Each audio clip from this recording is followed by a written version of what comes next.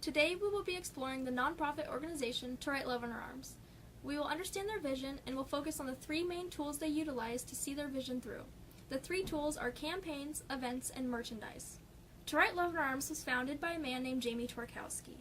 They seek to find hope and help for people struggling with the issues of addiction, self-injury, depression, and suicide. They exist to inform, encourage, and inspire. They also directly invest into treatment and recovery for those struggling.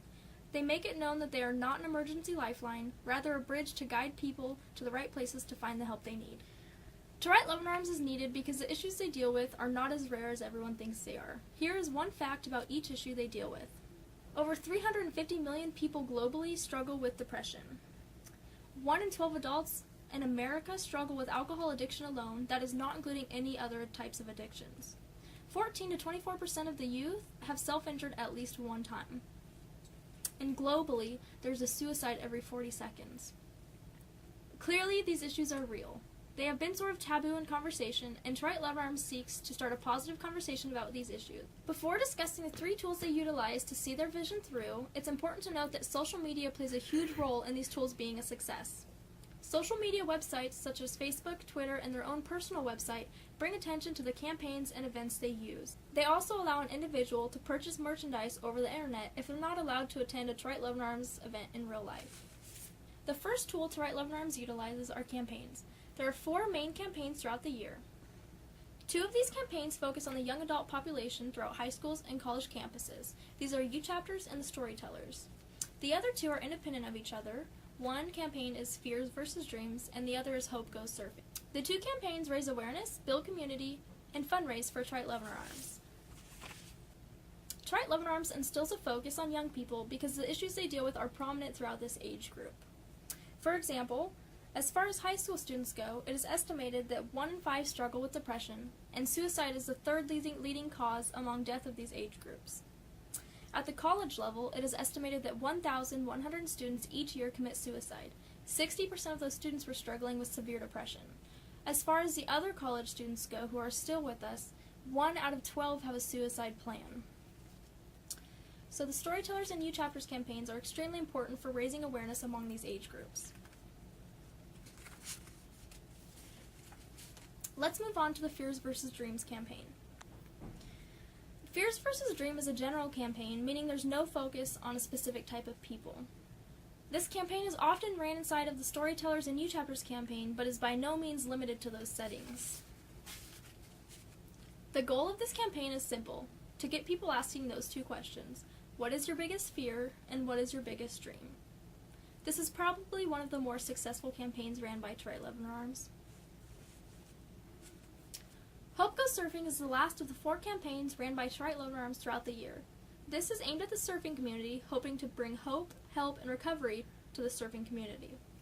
The founder of To Right Love Under Arms, Jamie Twarkowski, is a surfer himself, so this explains why this campaign exists. To Right Love Under Arms has a few other campaigns ran throughout the year, however these are short-lived. One example of these campaigns is the Welcome to Midnight campaign, focused on New Year's. The idea of this campaign is that there's still time to change, and that there's hope for a new year. The next tool they use to see their vision through are events. These events are open to all people, whether you're struggling with the events that To Right Love Under Arms deals with, or you have different struggles of your own. Heavy and Light is a unique evening of songs, conversation, and hope. This event is not a benefit show, but an attempt to move people and to encourage them to be open and honest about their struggles. They share their message on stage through music, speakers, and To Right Love Under Arms representatives. Everyone who attends this conference will leave with a local list of mental health resources. The MOVE Conference is a similar event. The MOVE Conference has the same goal as all of their other campaigns, however this includes a 1 or 2 day workshop. The idea of this conference is to equip people with the tools they need to bring these issues back to their community and to help fight them. To Right Love Under Arms holds many smaller events throughout the year. Many of these include the founder, Jamie Twarkowski, going to different college campuses across America and bringing the vision of To Right Love Under Arms. To Right Love Under Arms also attends Vans Warped Tour every year. They sell merchandise, pass out flyers, and start conversations. The last tool To Right Love Under Arms utilizes is perhaps the most vital: merchandise. To Write Love in Her Arms started as a guy who wanted to help his friend who was struggling. She suffered with self-injury, and rather than all the hateful marks on her arms, he aimed to write love in her arms. Hence the name of the organization. The shirts were printed with a small logo that read, "To Write Love in Her Arms." The shirts were sold as an attempt to raise enough money to get his friend into a treatment center. Somehow the shirts became a huge success and led To Write Love in Her Arms to what it is known as today. The main goal of the merchandise that To Write Love in Her Arms sells is to get people talking, to get people asking you, what does your shirt mean? Aside from selling shirts, they sell many accessories such as hats, lanyards, keychains, iPhone cases, etc. Another important role of the merchandise is the money it brings in. The money brought in from merchandise is a huge part of the money that To Write Love in Her Arms is able to directly invest into treatment and recovery for those struggling. In 2012, To Write Love in Her Arms directly invested $200,000 into treatment and recovery for people struggling. They invested another $400,000 on education and awareness about all of these issues. The leftover money that they make is not making them rich. It is used on business expenses. Just a reminder, To Write Love in Her Arms is a non-profit organization. Through the use of these three tools, campaigns, events, and merchandise, To Write Love in Her Arms is able to successfully raise awareness for the issues of addiction, self-injury, depression, and suicide. I have learned a lot from my involvement with To Write Love in Her Arms, and because of this, I urge you to do a few things. Become aware of the issues of addiction, self-injury, depression, and suicide. Be honest about your own struggles, and if you feel the need, seek support and find help. Don't let other people around you suffer alone.